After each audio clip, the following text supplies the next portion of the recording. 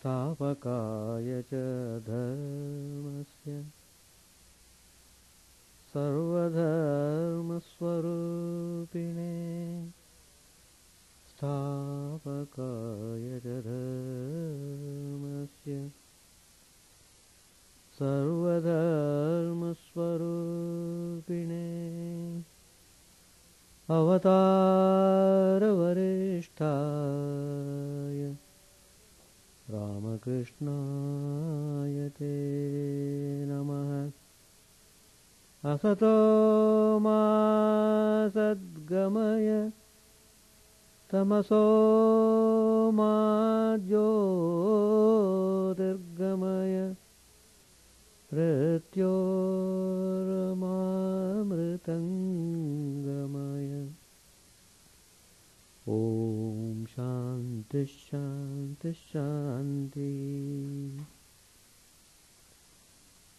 Let us offer our salutations to Sri Ramakrishna, the embodiment of all religions, the Supreme God incarnate. Let us pray to Him to lead us from the unreal to the real, to lead us from the darkness of ignorance to the light of knowledge, to lead us from death to immortality. Today's topic I have chosen from the Gospel, concentrating the mind.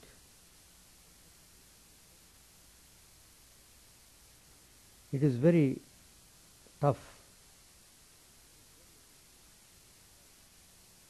The nature of the mind is always fickle. Every moment it keeps changing. But unless the concentration is practiced, yoga is not possible. In a way, spiritual achievement is not possible. Sri Ramakrishna said in the Gospel, the mind is dispersed. Part of it has gone to Dhaka, part to Delhi, and another part to Kuch Bihar. That mind is to be gathered in. It must be concentrated on one object. If you want 16 annas worth of clothes, then you have to pay the merchant the full 16 annas. Yoga is not possible if there is the slightest obstacle. If there is a tiny break in the telegraph wire, then the news cannot be transmitted.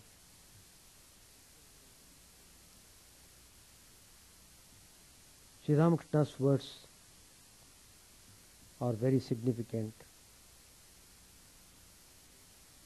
and pointing out to us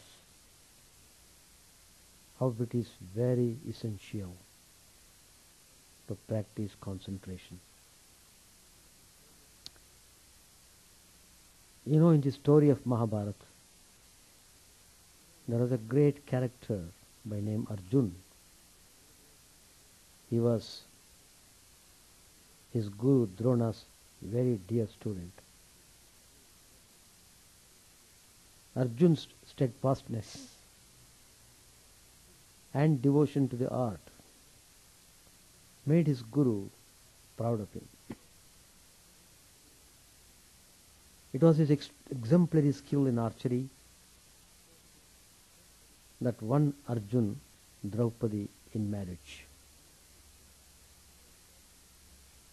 He had to shoot an arrow at a revolving target above, looking at its reflection in a pool below. The entire assembly watching him with bated breath. Arjun successfully hit the target. That is the power of concentration. One can achieve anything through concentration.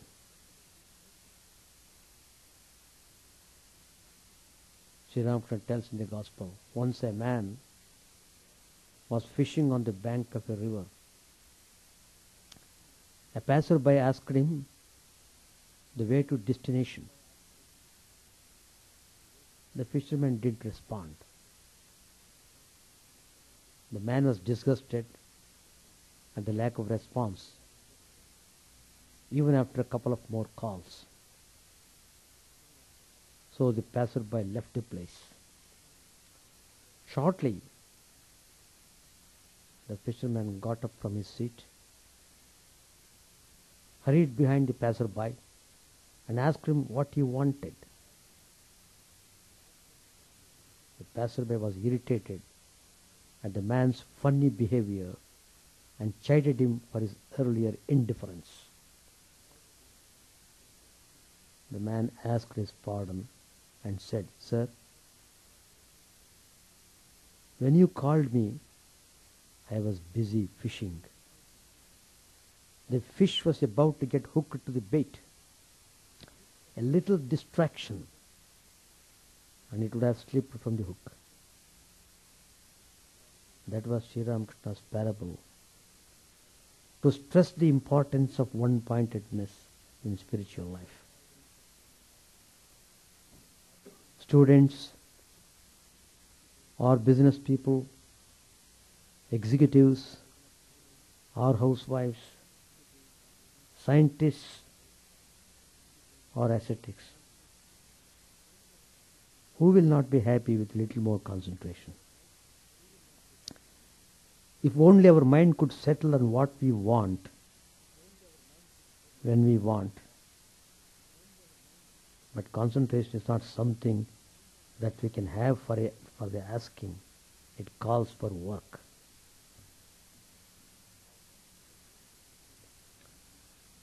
Concentration on external objects. No one finds it difficult to concentrate on external objects. Our 5 sense organs, ears, skin, eyes, tongue and nose, present before us an array of sense objects. Life in the world centers around enjoyment of these objects. Our whole being is drawn to what we believe to be a source of happiness. Again, it is not difficult to concentrate on a thought leading to some sense enjoyment. Sense enjoyment, incidentally, is not restricted to the physical level. Objects are enjoyed in dream also, when the gross body does not exist for the dreamer. Daydreams too fall in the same category. A student need not be told to concentrate on his sports activity.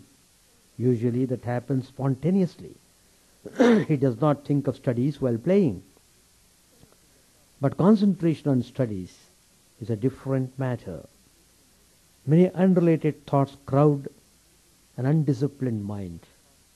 An executive with an administrative problem before him, a researcher with an important project in hand, or a homemaker busy with her household chores, all need concentration.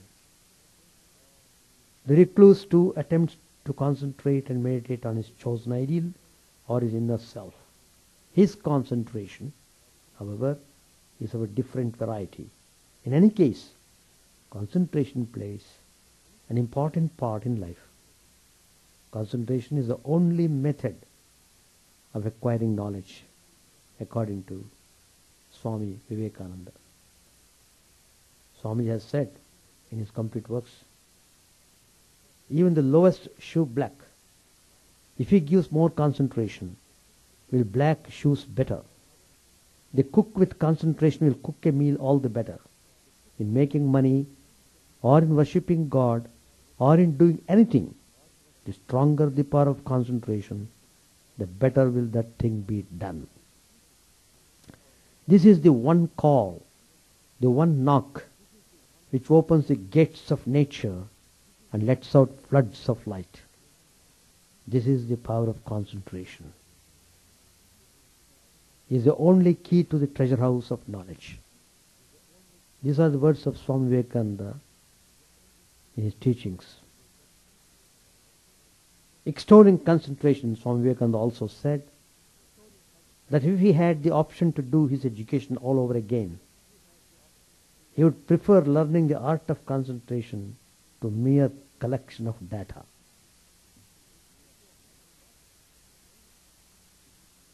The process of perception, next point we should note. Why is concentration difficult? Is there any way we can improve it? A study of how we perceive will help us better appreciate the problem. How do we perceive things? The eye gets connected to the mind. The mind to the sense organ. The sense organ to its sense object, and thus results perception. If I see an object, the eye, an entity different from the mind, gets hooked to my mind. The mind to the sense organ, I, E-Y-E, and the eye to the object of perception. In all perceptions, hearing, touch, sight, taste, and smell, mind is the common link. It is the internal organ and called the king of all organs. Indriyanam manaschasmi, Lord Krishna says in the Bhagavad Gita. Mind is the king of all organs. What happens when a student attempts to concentrate on a book?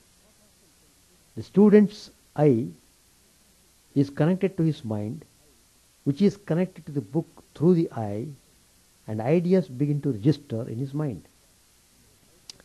This is not a continuous process, though.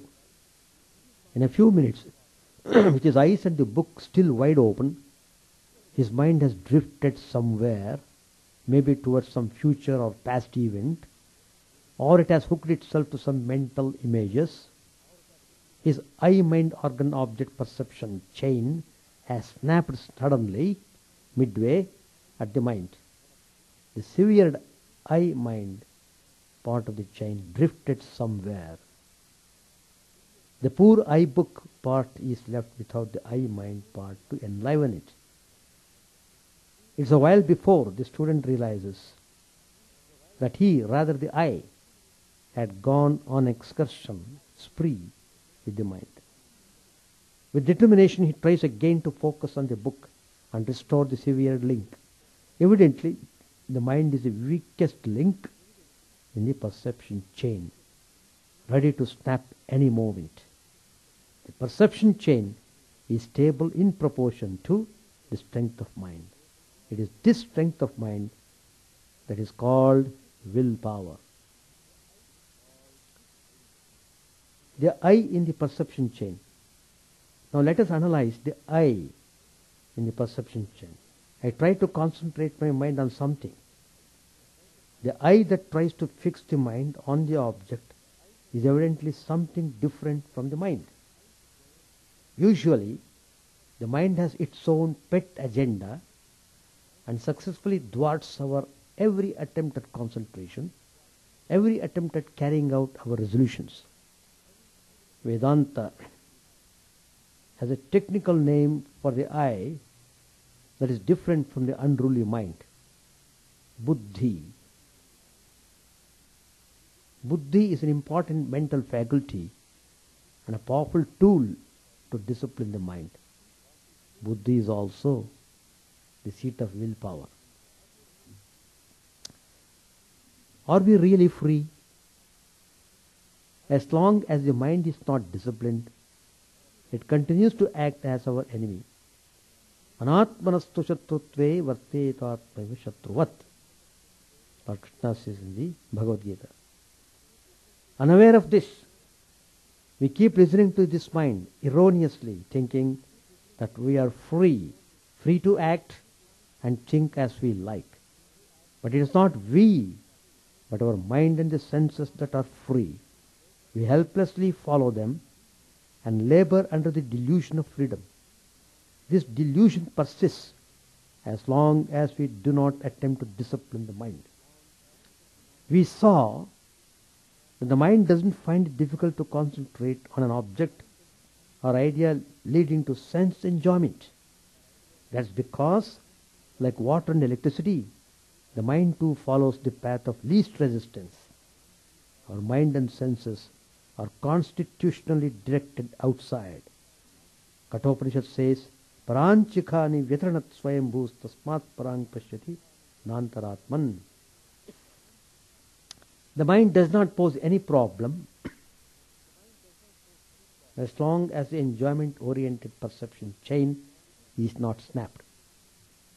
It begins its non-cooperation movement only when its natural course is threatened and it is made to dwell on some noble idea or a task demanding concentration. Swami Vivekananda explains what is real freedom. Free.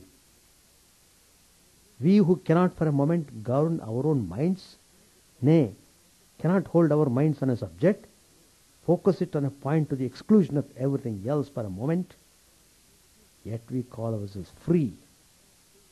Think of it. We cannot do as we know we ought to do, even for a very short space of time. Some sense desire will crop up, and immediately we obey it. Our conscience smites us for such weakness. But again and again we do it. We are always doing it. We cannot live up to a high standard of life, try as we will.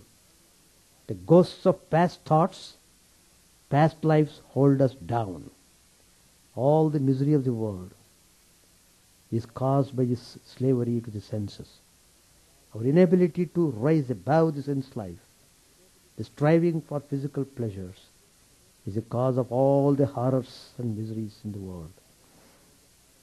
Real freedom thus means freedom from the hold of the senses, not freedom for the senses. That explains why concentration is an uphill task. Mind discipline calls for work. Like water, mind too finds its own level. Water flows of its own accord from a higher to a lower level. But raising it to a higher level involves work, either lifting buckets of it manually or installing a pump which converts electrical energy to mechanical energy and lifts water to the desired level. Even so with the mind. By its very nature, it runs towards sense enjoyment, grows or subtle, making it listen to us and focusing it on what we want, call for work. Work here implies disciplining the mind, making it follow a set of routine, not letting it flit here and there or letting it brood on useless things. And who disciplines the mind? It is buddhi, the I in us that is helplessly taken for a ride by the undisciplined mind. In fact, as long as we willingly participate in this mind senses prompted ride, buddhi lies dormant, it doesn't become discernible. The chariot allegory. In Kathopanishad, there's a famous verse, Atmanam Ratinam Viddhi, Shariram Rathamevatu, Buddhintu Saratim Viddhi, Manaha Pragrahamevacha. The Kathopanishad explains the human system with the help of an example. Imagine yourself to be the master of a chariot. Your body is a chariot. Buddhi. What is buddhi? The decision-making faculty and the seat of discrimination. That is buddhi. Buddhi is the charioteer. Manas, loosely translated as mind, the deliberative faculty in man that examines the pros and cons of various options, is equivalent to the reins. The sense organs are the horses drawing the chariot, and the sense objects the road on which the horses move. The I, buddhi, manas sense complex is called the enjoyer, the experiencer of pleasure and pain in the misery go-round of life. If the horses are not broken, The senses are not controlled, and the chariot is asleep. The faculty of discrimination is dull. The chariot doesn't reach its destination. The goal of human life is not attained. The chariot just follows the horses, possibly straying into a ditch and spelling the master's death.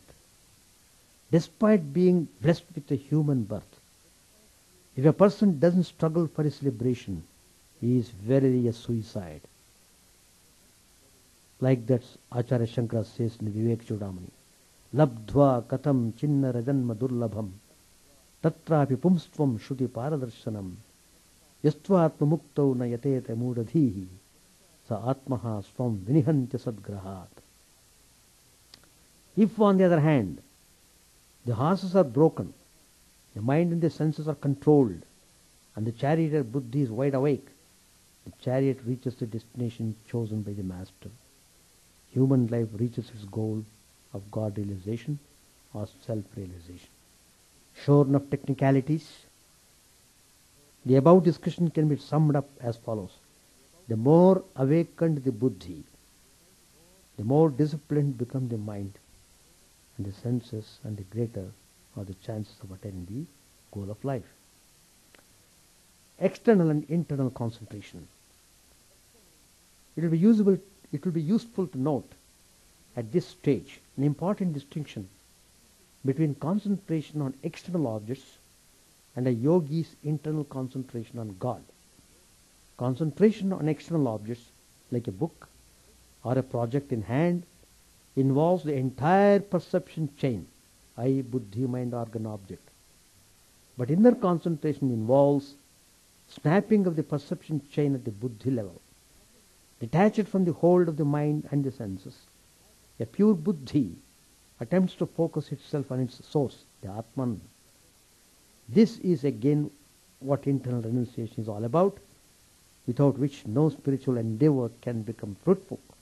Such a detached and awakened buddhi is not easily taken for a ride by the mind, for the mind itself is too disciplined and chastened to attempt such a ride. Parenthetically, it may be said that according to Patanjali's eightfold yoga concentration, dharana is preceded by moral disciplines, posture, pranayama and pratyahara, withdrawal of the mind and the senses from the objects. Attempts at meditation without the preliminary steps may mean nothing more than some therapeutic effect for the practitioner. Some aids to concentration. Faith in oneself. Mind discipline is a great challenge. Mind control is nothing short of attempting to change the course of a river. The task becomes simpler to the extent we identify ourselves with the buddhi and try to anchor ourselves in our true self, the Atman. Minus this faith in ourselves, no faith in God can be meaningful. My attitude towards work. Work can be a great spiritual discipline if during work we can observe the workings of our mind. The mind has an inherent tendency to flit across the thoughts. The motion becomes perceptible especially when we do repetitive work. Such an observation can strengthen the witness attitude towards the mind and facilitate the awakening of buddhi. Swami tells us the secret of work. When you are doing any work, do not think of anything beyond. Do it as worship, as the highest worship, and devote your whole life to it for the time being. Surely, putting this into practice involves struggle, but that is natural, since elevating the mind calls for work. Ensuring the quality of sensory input. What we take in through our five sense organs leave their subtle impressions on our mind. More bad impressions make the task of mind discipline that much more difficult. The nobler the impressions, the less fierce the struggle with the mind. Following a fixed daily routine. Sticking on to a daily routine can minimize the gyrations of an unruly mind. The mind presents all sorts of difficulties when made to follow a routine. It has reveled in brooding on several options, letting us do nothing. A strict routine doesn't afford it that luxury. not letting the mind brood. This one discipline is a potent tool for mind control. Again, the mind likes to follow the first law of motion. It prefers to continue to be in a state of rest unless acted upon by an external force. The mind gets jammed sometimes, especially when it faces discipline.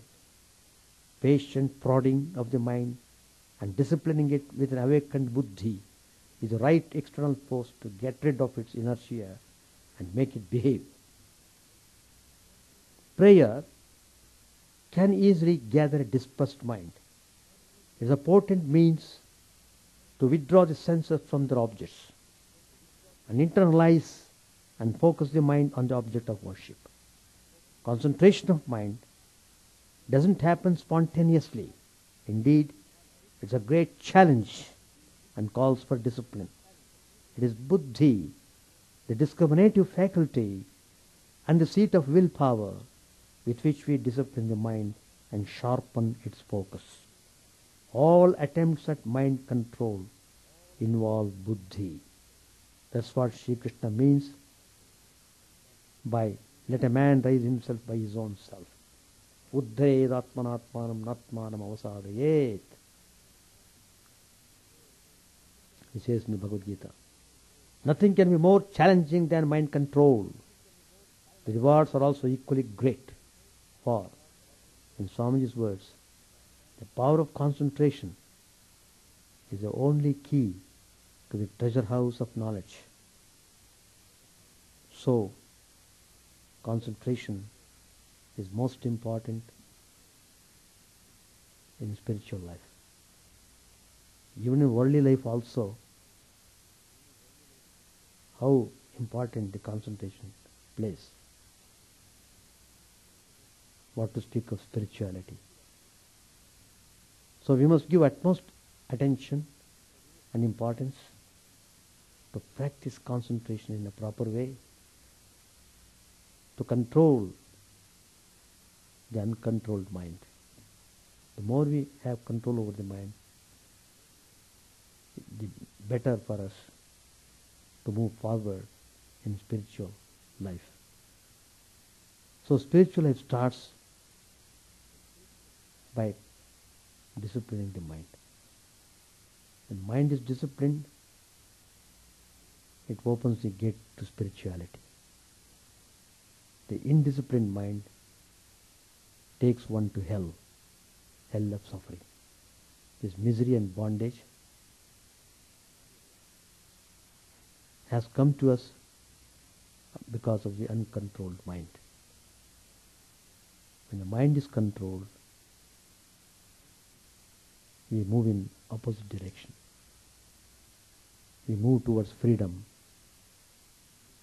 and finally we get peace and happiness.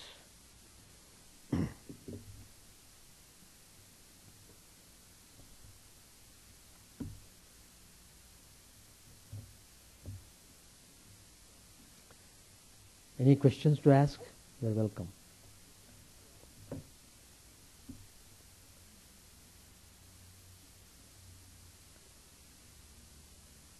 Page 922. It was about 11 o'clock in the morning.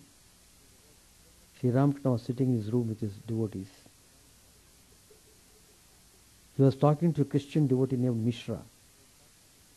Mishra was born of a Christian family in northwestern India and belonged to the Quaker sect. He was 35 years old. Though clad in European dress, he wore the ochre cloth of sannyasi under his foreign clothes. Two of his brothers had died on the day fixed for the marriage of one of them, and on that very day Mishra had renounced the world. Mishra said, "It is Rama alone who dwells in all beings." Sri Ramakrishna said to the younger Naren, within Mishra's hearing, "Rama is one, but he has 1,000 names.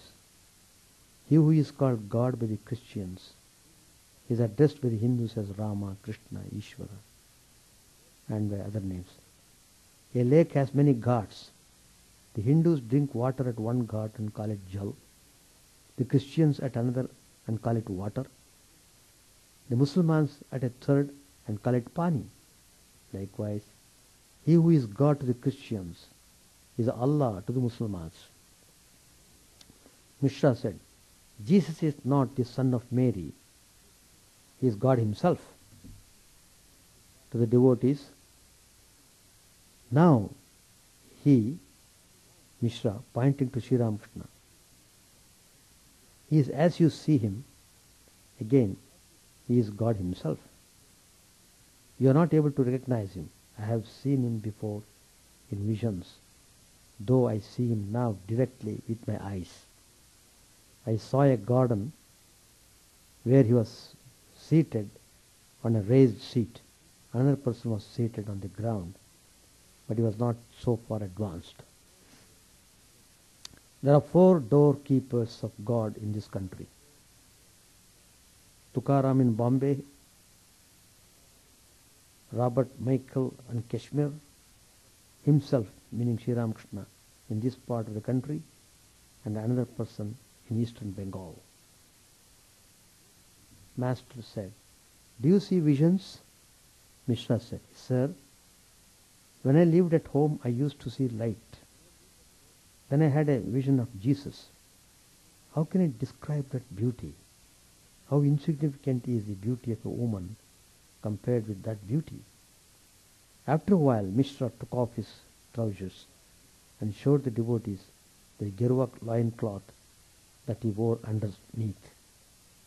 Presently, Sri Ramakrishna went out on the porch.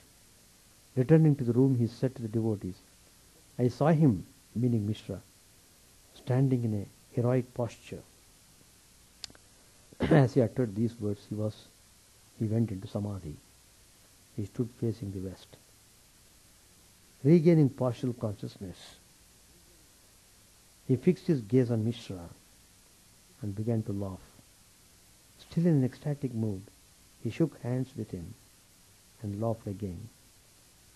Taking him by his hands, he said, you will get what you are seeking.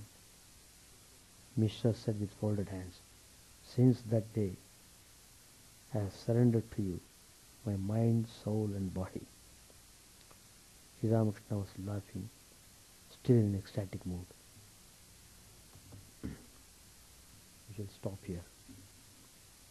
Sri Ramakrishna gave the example of how the intensity of concentration worked.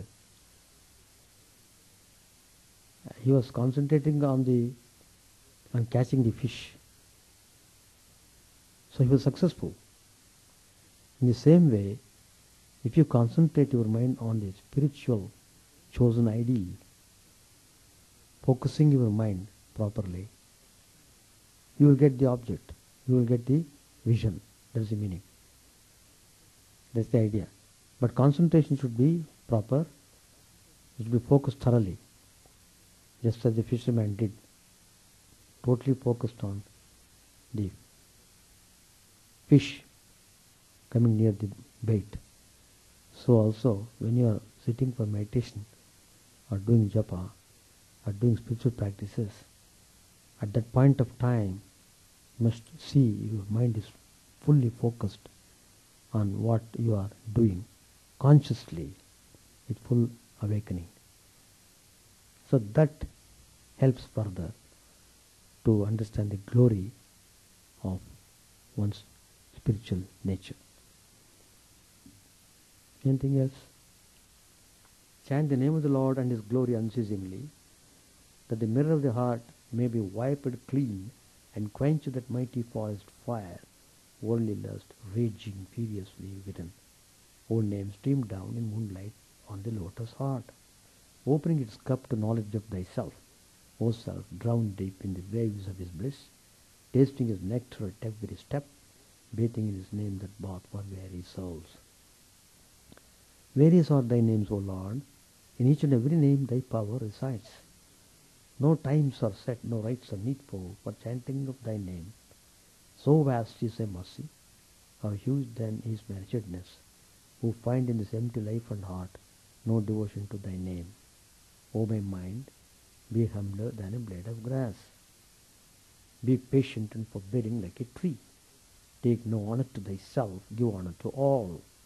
Chant unceasingly the name of the Lord.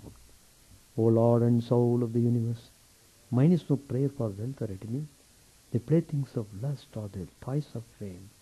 As many times as I may be reborn, grant me, O Lord, a steadfast love for thee.